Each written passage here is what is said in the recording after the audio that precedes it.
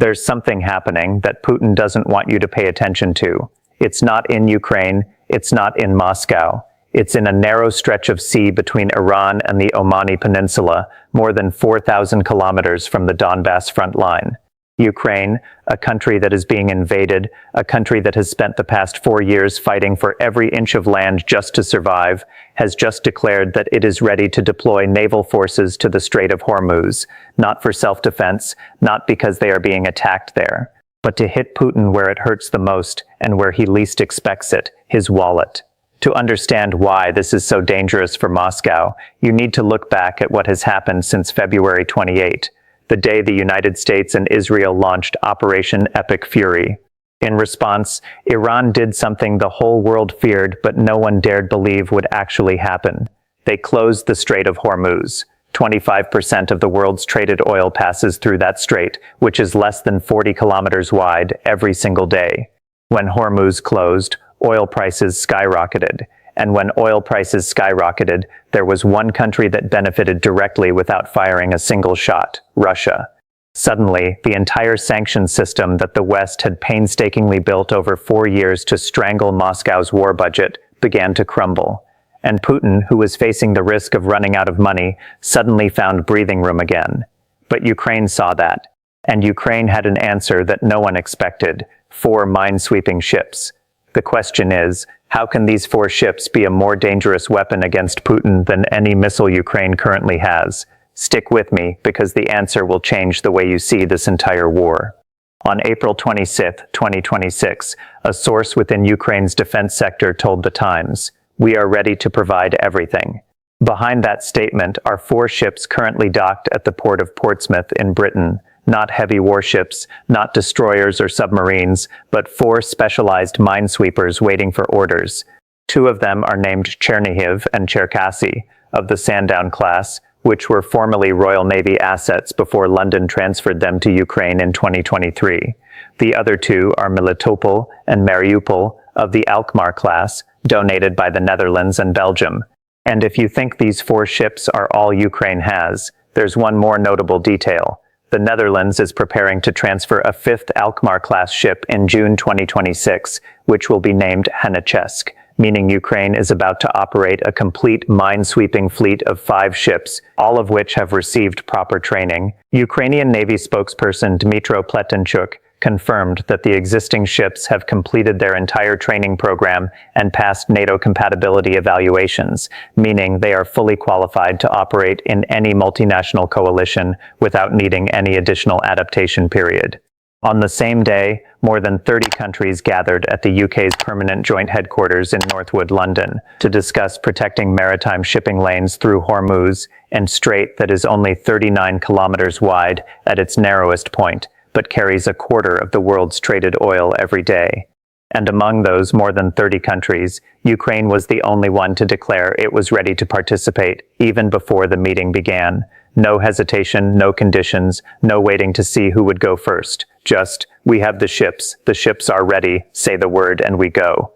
But this is what makes people stop and ask the question: if Ukraine has 4 specialized minesweepers that are trained and NATO certified, why aren't they in the Black Sea, where the real war is happening?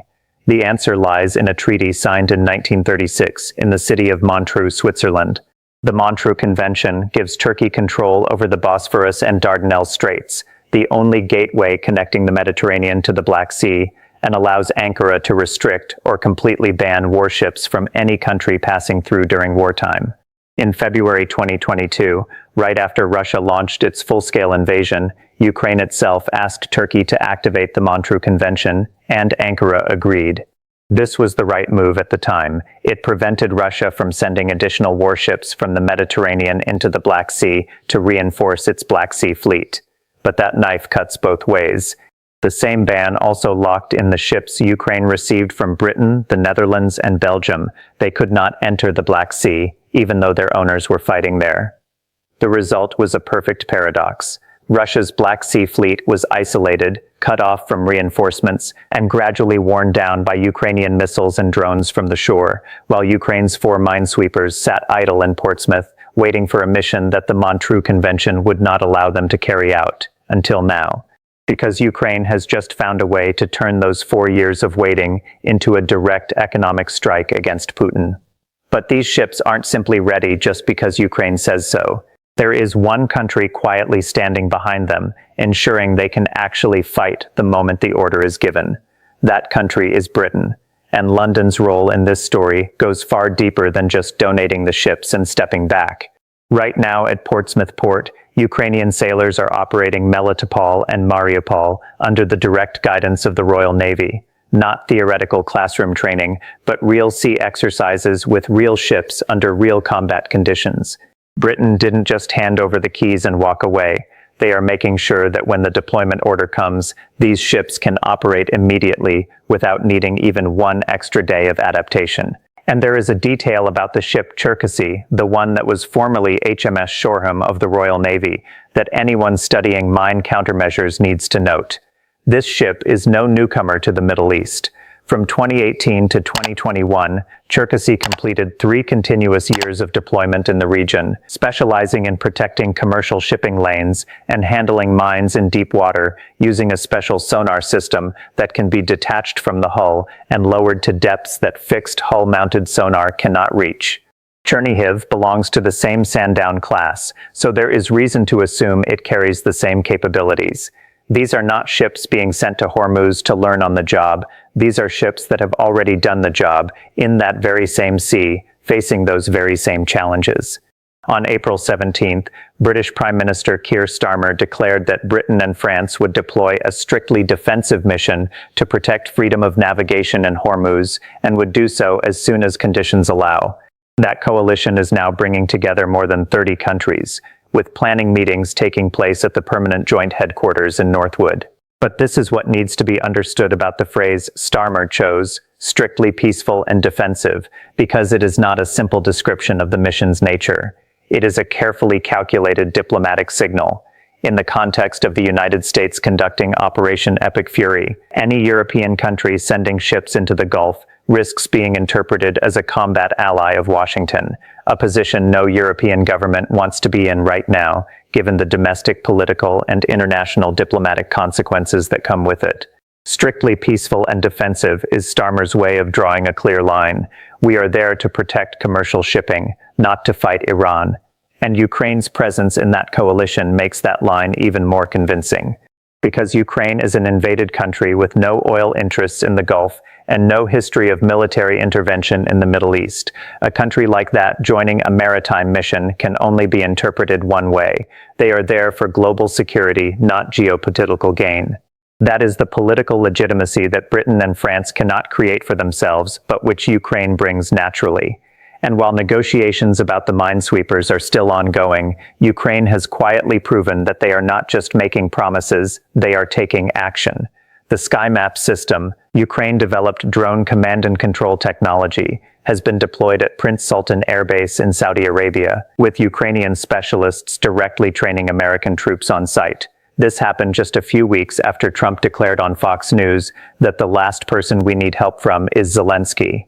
Zelensky did not react, did not argue. He continued by signing 10-year defense agreements with Saudi Arabia, the UAE, Qatar, and Jordan during his late March tour, stopping in Jeddah, Abu Dhabi, Doha, and Amman over several days, and then let the results speak for themselves. Britain is training Ukrainian sailors.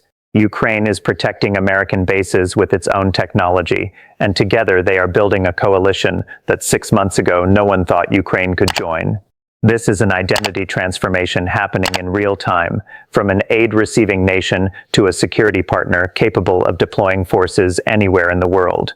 But before those ships can do anything in Hormuz, they must face what is waiting on the seabed, and that is far more dangerous than most people imagine. On February 28th, Iran's Islamic Revolutionary Guard Corps broadcast a warning banning all vessels from passing through Hormuz. Then they didn't stop at just a warning. They boarded and attacked commercial ships, and they began laying mines. But here is what most news reports haven't made clear enough. The mines Iran placed on the bottom of the Hormuz Strait are not the simple contact mines you might imagine from old war movies, those spiky metal spheres floating just below the surface, waiting for a ship to bump into them. Iran is using Maham-3 and Maham-7, two new-generation mines activated by a combination of acoustic and magnetic sensors, meaning they don't need physical contact with a ship's hull. They lie quietly on the seabed, listening, and when a ship comes close enough to trigger both sensors at the same time, they detonate on their own. The Maham-3 carries a 300-kilogram warhead and can be placed at depths of up to 100 meters, deeper than the operating range of most hull-mounted fixed sonar systems.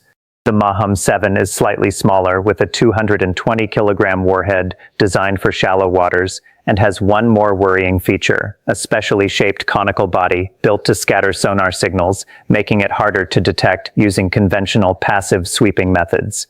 And Iran didn't just scatter the mines and sit back. They maintained a narrow corridor through the strait that commercial ships could use if they paid more than $1 million per passage. This isn't humanitarian, this is business and tactics. Iran also needs that same corridor to get its own oil to market, because a total closure of Hormuz would also mean sealing itself off. But the rest of the strait, everything outside that narrow passage, has been heavily mined with weapons whose exact locations no one knows, including Iran. The New York Times reported on April 10 that when the U.S. demanded Iran clear Hormuz as a condition for a ceasefire to take effect, Tehran responded with a reason that stunned the world. They said they had forgotten the locations of those mines. You can believe or disbelieve that explanation, but the practical result is the same. No one knows exactly how many mines there are, where they are, or how long it will take to clear them. Then on April 23rd, Axios reported that the IRGC had begun laying mines again after the talks in Islamabad collapsed, escalation that Trump answered by ordering U.S. forces to shoot down any Iranian vessel found laying mines. Iran still retains 80 to 90% of its small boats and mine-laying vessels, despite significant losses in the conflict, meaning its capacity to cause harm in Hormuz is far from exhausted. And here is the issue that few people address frankly enough. The U.S. Navy in the Middle East currently has only 2 littoral combat ships equipped for mine countermeasures missions. 2. For a strait more than 150 kilometers long that is being mined by a force that remains nearly intact in terms of mine-laying capability. Worse still, the metal hulls of those ships force them to maintain a safe distance from any area suspected of having mines, because their own metal hulls could trigger the magnetic sensors of the Maham-3 and Maham-7. You cannot send metal-hulled ships in to hunt magnetic mines. That is the fundamental contradiction in America's mine countermeasures capability in this region. Ukraine has the answer to both of those problems. The detachable sonar on Cherkasy can be lowered to a depth of 100 meters, exactly the depth at which the Maham-3 is designed to hide. No conventional hull-mounted fixed sonar system on a normal ship can do that. For the conical, sonar-resistant Maham-7, active sweeping techniques are needed rather than passive ones, and that is precisely what the Ukrainian sailors have been trained to do under NATO standards in Portsmouth.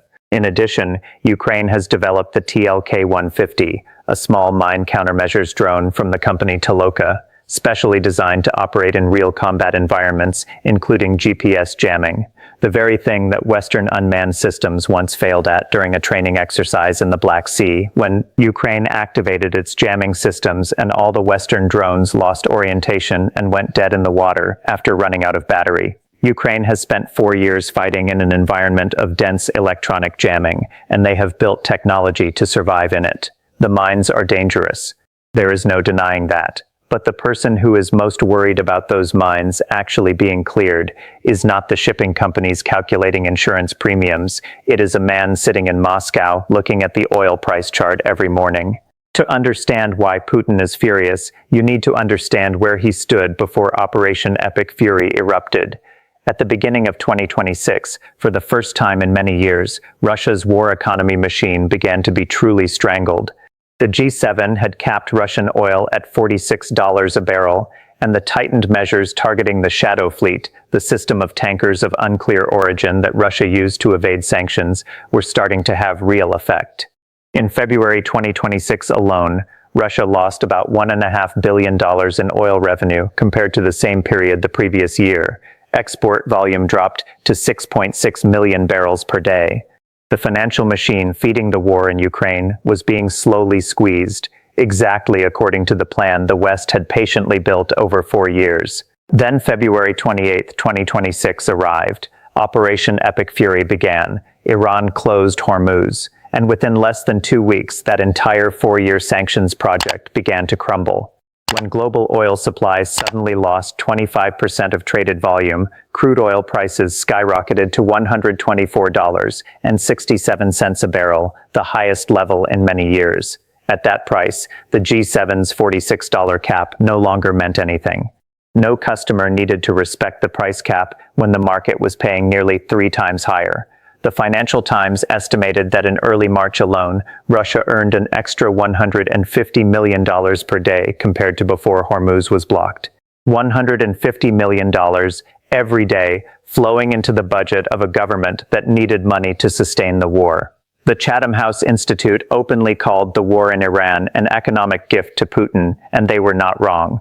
From the brink of budget exhaustion, Moscow suddenly found breathing room again, not because they did anything, but because a strait thousands of kilometers away had closed at exactly the right time and place. But this is where the story becomes more complicated and more dangerous.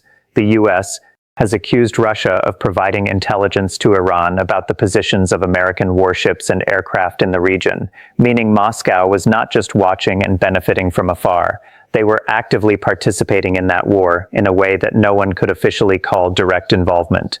Zelensky called Russia and Iran brothers in hatred, and in this context, that is not rhetoric.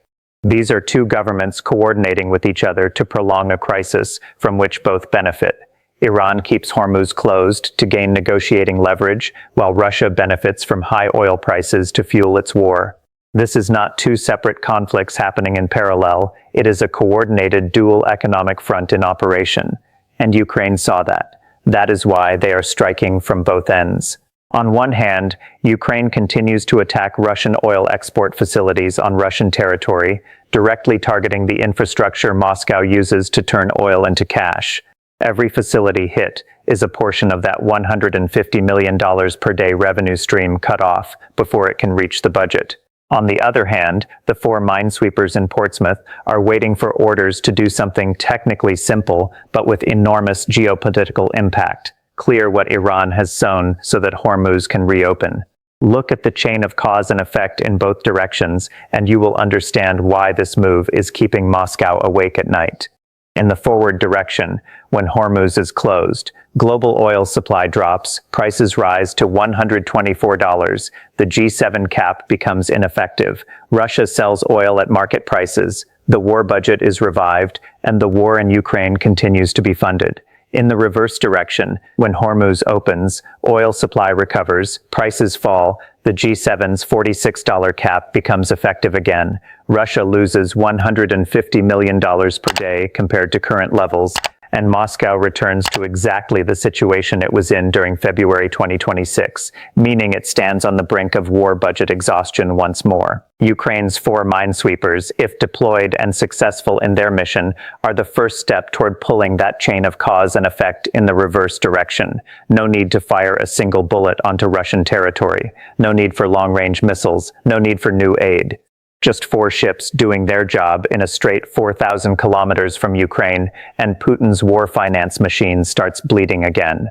That is the most sophisticated strategy a country under invasion can execute, not direct confrontation with a stronger enemy, but striking the economic lifeline feeding that enemy from a direction they never expected and cannot defend against. And if that is not enough to keep Putin awake, there is one more thing, not about money, but about the message, about the kind of country Ukraine is becoming, and what that means for all the calculations Moscow has bet on since February 24, 2022. But to understand why this move is truly brilliant, it is not just what Ukraine is doing in Hormuz, but what Ukraine has done over the past 4 years, and how all of that is converging at exactly this moment. Let's start with the Black Sea. When Russia launched its full-scale invasion in 2022, Moscow's Black Sea Fleet was considered one of the most overwhelming military advantages Russia had, a fleet of modern warships equipped with cruise missiles that controlled the most strategically important sea in the conflict.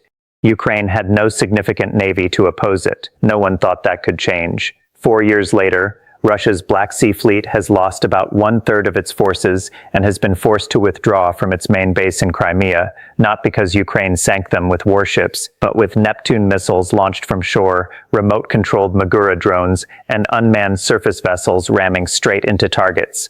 Ukraine found a way to neutralize a conventional fleet using unconventional weapons that no one taught them, and that has one direct consequence. The 4 minesweepers in Portsmouth do not need to be in the Black Sea. The Black Sea has already been controlled in a different way.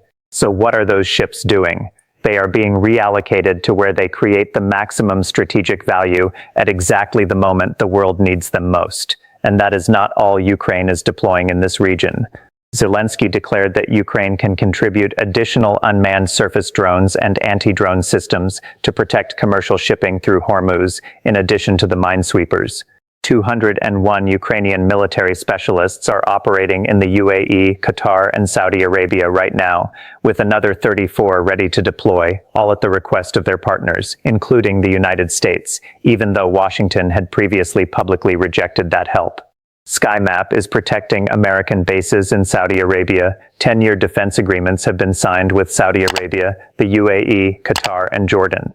Looking at the big picture, what do you see? Not a country begging for help, not a country trying to appear useful in exchange for aid, but a country actively building a complete security ecosystem in the Middle East, technology, personnel, ships, long-term agreements, in a way that no one can deny or ignore. And that is especially important at this exact moment, because Trump is sending extremely contradictory signals. He calls NATO a paper tiger. He urges Europe to join in Hormuz, then says America doesn't need anyone. On April 24th, he declared that the U.S. was in full control of Hormuz, while at the same time Iran was seizing 2 container ships right in the strait.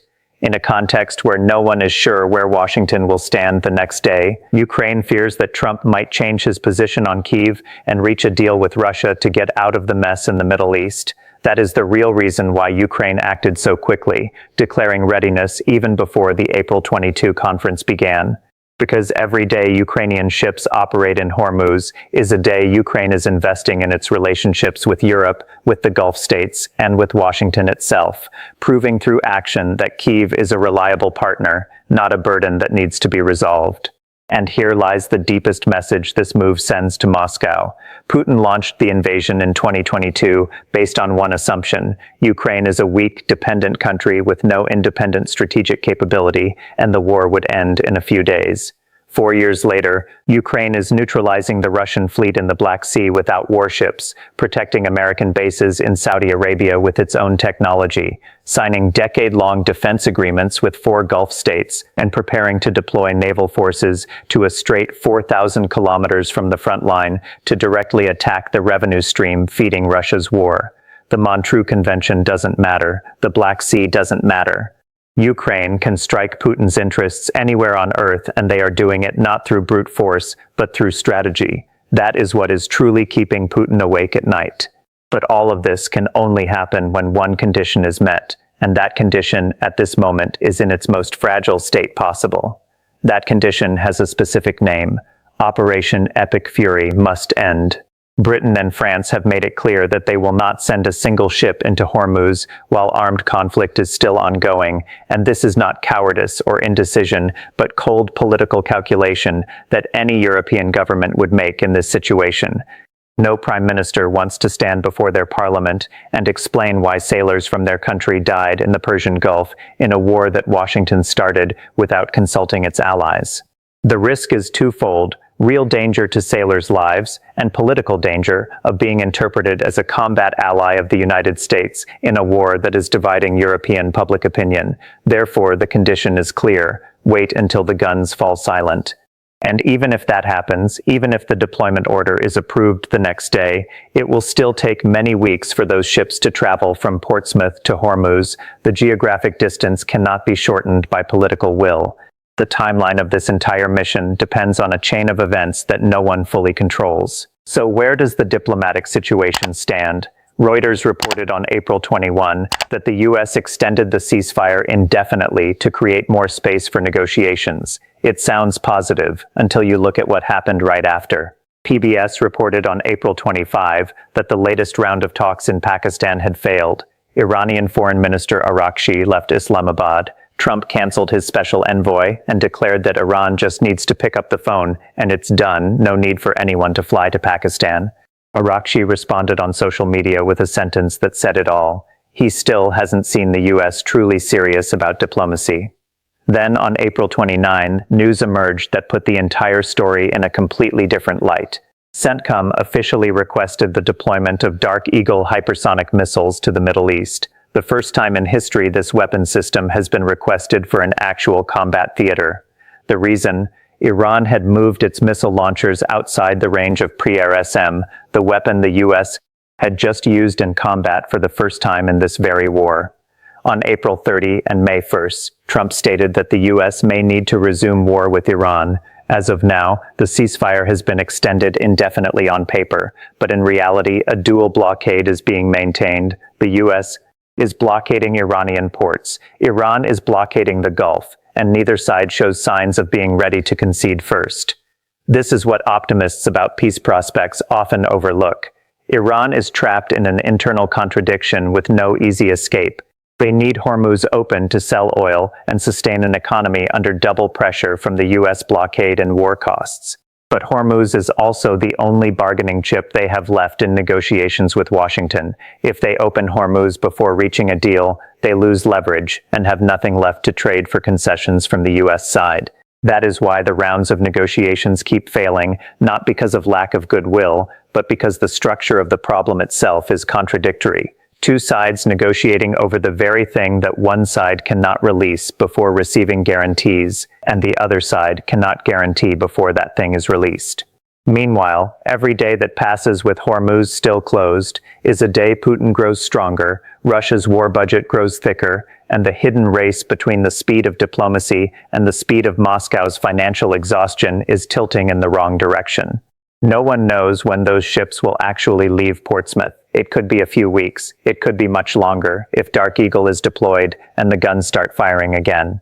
But whatever the outcome of the negotiations, whatever the timing of deployment, when those ships finally reach Hormuz, their impact will go far beyond simply clearing mines from the seabed. Let's step back and look at the entire picture, because when you put all those pieces together, what emerges is not just a story about 4 minesweepers or a blocked strait. This is a story about what happens when a war drags on long enough to turn the victim into a strategist. Let's start with the short-term impact, because that is the clearest and most calculable. When Hormuz reopens, and it will reopen, it's only a question of when. Crude oil prices will fall from the current level of $124 back toward pre-crisis norms. When that happens, the G7's $46 price cap becomes effective again. Russia loses $150 million per day compared to what it is earning right now.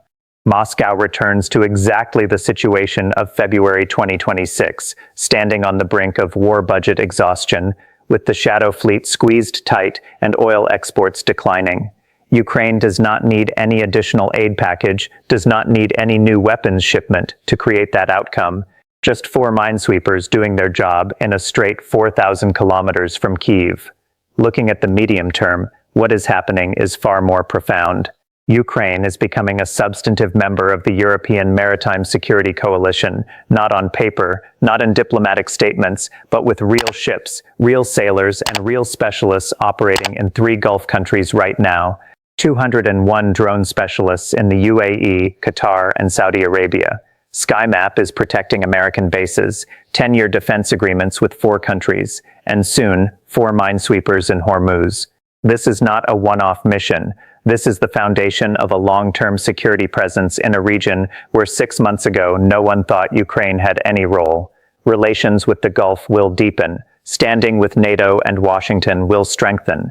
And every day Ukraine proves itself a reliable partner is a day it becomes harder for Trump to justify any deal that sacrifices Kyiv in exchange for something else. But the long term is where history will record what truly happened here. Vladimir Putin launched the invasion on February 24, 2022, based on a simple calculation. Ukraine is a small, weak, dependent country that would collapse in a few days and become Moscow's sphere of influence forever. 4 years later, Russia's Black Sea Fleet has lost 1/3 of its forces and withdrawn from Crimea, defeated not by warships but by drones and shore-based missiles. Ukraine is deploying its navy in the Persian Gulf. Ukraine is shaping global oil prices with 4 minesweepers. Ukraine is protecting U.S. air bases with its own technology, while Washington once said it didn't need that help. Putin wanted to keep Ukraine under control. The result is Ukraine operating on 4 continents and influencing his own wallet from places he cannot reach. So the real question is not when those ships will reach Hormuz. The real question is who is controlling whom. If you want to continue following every development of this war, from Hormuz to the Black Sea, from Putin's wallet to Ukraine's global strategy, subscribe to the channel right now. We won't let you miss anything important.